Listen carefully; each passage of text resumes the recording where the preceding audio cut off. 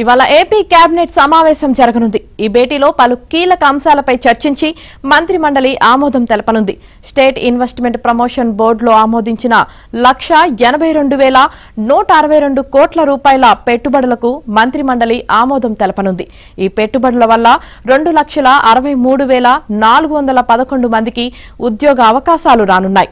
ఇక నెల్లూరు జిల్లా రామయ్యపట్నంలో 6,000 ఎకరాల్లో 96,862 కోట్ల పెట్టుబడితో బీపీసీఎల్ భారీ రిఫైనరీ ఏర్పాటుకు ఏపీ కేబినెట్ ఆమోదం తెలపనుంది.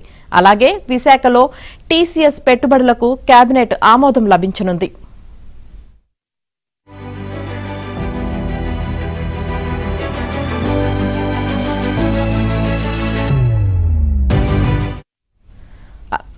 అలాగే శ్రీ సత్యసాయి జిల్లా గుడిపల్లెలో Azad mobility India private limited సంస్థ పెట్టుబడులకు కేబినెట్ ఆమోదముద్ర వేయనుంది.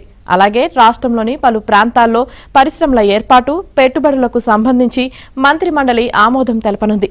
వీటితో పాటు రాష్ట్రంలో నదుల అనుసంధాన ప్రాజెక్టులతో పాటు కరువు రహిత పేదరికం లేని రాష్ట్రంగా ఏపీని మార్చడంలో తీసుకోవాల్సిన చర్యలపైన కేబినెట్ చర్చించే అవకాశం ఉంది.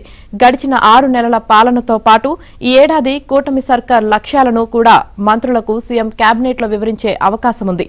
అమరావతి పోలవరం ప్రాజెక్టు పురోగతిపైన కేబినెట్లో చర్చకు రానుంది.